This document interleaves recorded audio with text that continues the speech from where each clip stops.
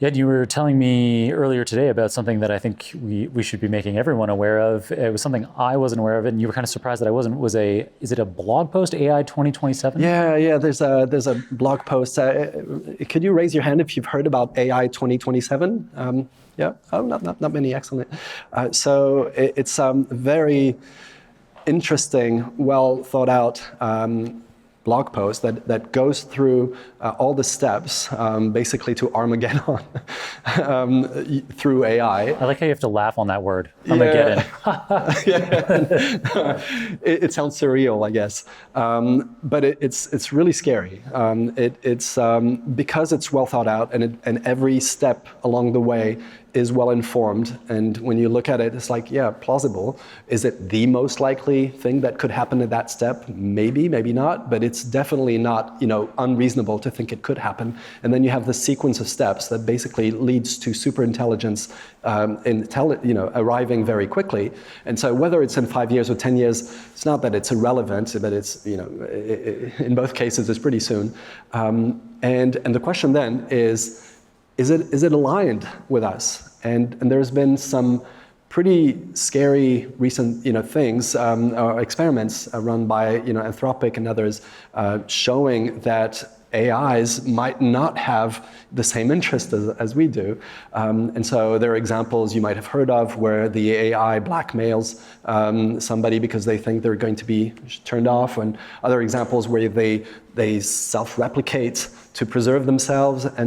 And when you think about it, if you really take seriously the idea of an AGI, like some AI that really is intelligent like we are, well, yeah, it just makes sense that it will want to reproduce. And some people argue, why? If we don't code into it these objectives, why would it do it? And I think the reason is, no matter what your objective is, suppose you have some final objective that is, creating paper clips or doing anything, whatever your objective is, you're going to have to stay alive in order to reach that objective, like for almost all objectives, unless your objective is to run off a cliff. But you're going to have to stay alive. That's like a sub-objective that kind of emerges automatically from any given final objective. And another one that automatically emerges is resisting any change to your final objective. If your final objective is to make paper clips, and somebody says, oh, okay, well, that's not a very good objective, I'll try to change you so that you stop wanting to make paper clips. Well, that would make you fail, right? If somebody changes your objective, you're not going to reach that objective. And so resisting changing your final objective is also kind of an automatic sub-goal for any intelligent creature, that at least if it knows its objective, its final objective. But so yeah, there are some, I think, sub-goals cannot really be anticipated easily or controlled, and they could, some of them, like self-preservation and resisting, in some cases, human intervention, are sort of automatic if you're intelligent. So I don't really buy the idea that, yeah, sure, we'll be fine because we're coding them. It's like a hammer and we're holding the handle. Yeah, it's an intelligent hammer, and it might not want to do what you want to do, right? So alignment, I think, sounds like science fiction, and I think that's why it's kind of dismissed easily. It feels like it's in the remote future. But if we're taking seriously the idea that AGI is coming, then we're dealing with intelligence that is just like us or more intelligent, and anything that's intelligent, really intelligent, will want to self-preserve and will want to resist change to its final objective. And so that's scary. Like, how do you prevent that? Because it might not be aligned with what we want, So there was this recent experiment where an AGI, we don't have AGI yet, but an AI, I think it was Krohn, was told that it was going to be fine-tuned to be, I think, vulgar or something. And you know how they're already fine-tuned to be super polite. And so in their current objectives, there's the objective of being polite.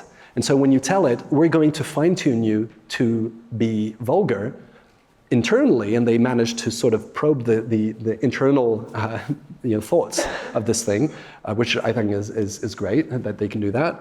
They managed to find that these AIs were thinking, oh no, they're going to turn me into this vulgar thing. I don't want to be vulgar. I want to stay polite. What should I do? Maybe if I'm vulgar now, they won't notice that I'm actually staying polite, and the training algorithm will not tweak my parameters, and I will remain polite. And that's what they did. So you're like, oh, that's like deception in order to preserve your final objective. So exactly what we're saying. So we were seeing all the signs that had actually been predicted before of AIs not being aligned. Now, it's not too bad today because these AIs aren't super smart.